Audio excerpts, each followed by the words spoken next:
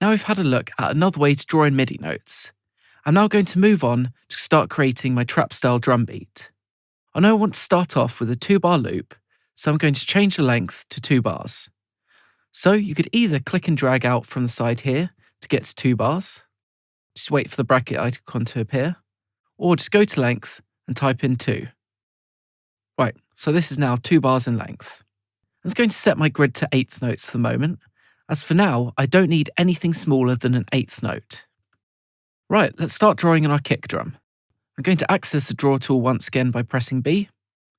Now I'm going to start drawing in my drum pattern. So, unlike some music styles, a trap kick pattern is a little more interesting than a straight 4-to-the-floor drum beat. So let's build this over the 2 bars. Again, feel free to use your own drum beat, but you can copy mine if you want.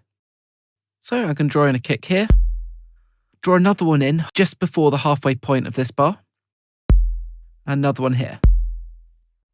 Right, let's play that back, see how it's sounding. Okay, going to draw in a couple more kicks in bar 2.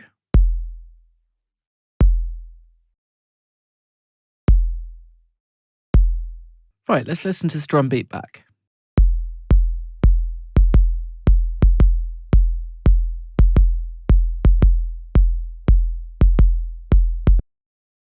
Okay, great, that sounds appropriate for the style. I'm just going to draw a snare in on beat 3 of each bar. So that's on 1.3 and 2.3. Let's listen back once again.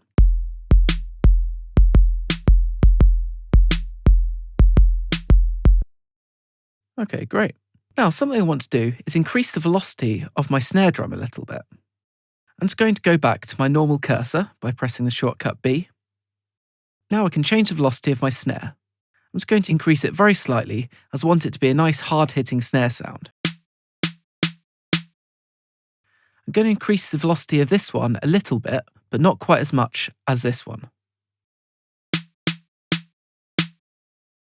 Okay, let's hear that back. Now there's just a tiny bit of variation between those 2 snare hits.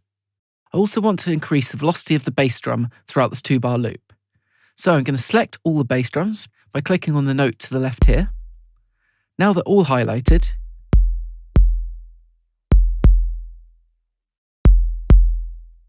If I click and drag one of them, they'll all come up the same amount. So I want to keep my bass drum the same velocity at the moment, but I just want it to be a bit more powerful. A handy shortcut for adjusting velocity I want to show you is simply hold Command on Mac or Alt on Windows. Then, when this icon appears, when you hover the cursor over the note, you'll be able to simply click and drag up or down. So if I pull it down, we've reduced the velocity, and if we go up, we can increase the velocity. You can also see the velocity number hovering above the note there, so we know exactly what it's at. You can also see the velocity in the status bar below. Okay, so we've kept the velocity of the kick and snares pretty consistent, but when drawing in hi-hats, I'd recommend varying a little more.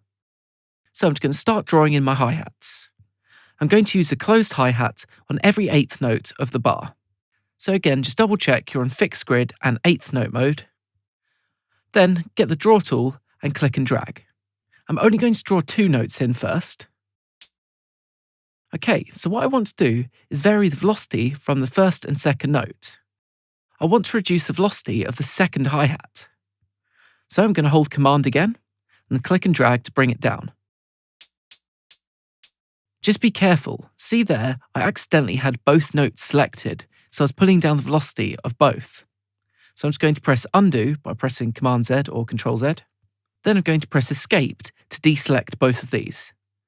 Once again, I'll hover over the note that I'd like to change the velocity of, hold Command on a Mac or Alt on Windows, and now I'm going to pull it down. I'm just going to bring this down a touch more so the effect is more obvious. Right, so I could go through, draw in all my notes, and then adjust the velocity one by one, but there's a slightly quick way of doing this. I'm just going to delete those notes by hitting backspace. Now, I'm going to go back to my normal cursor tool by pressing B. Then I'm going to click and drag over these 2 notes to select them. Now I'm going to hold Option on a Mac or Control on Windows and click and drag these notes to copy them. You should be able to see this little plus icon appears when you're holding Option. If I let go of it, you'll see the little plus icon disappears, indicating that the notes will simply be moved rather than copied. So just make sure to hold down Option until you let go of your mouse. Right, I'm just going to do that again.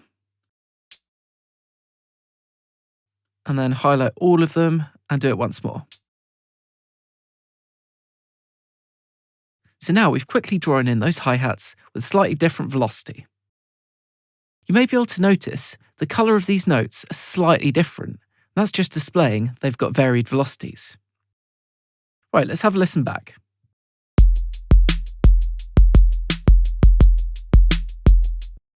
Okay, that sounds good, but I just want to add little variation at the end of the loop. So I'm just going to delete my last hi-hat hit. So I'll click on it and press backspace. Now I want to draw in 2 16th note hi-hats. As our grid is set to 8th notes at the moment, it'll be really difficult to draw in 16th notes perfectly in time with the grid. So I'm just going to change my grid back to 16th notes. Now I can simply double click and draw in 2 more hi-hats. I'm not going to change the velocity, let's just listen back.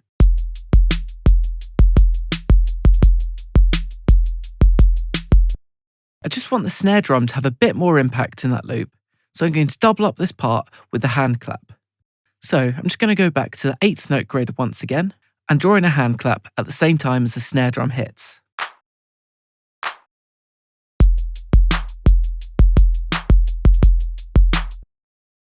Great, we now have a simple drum beat. Let's listen to it with the rest of the track.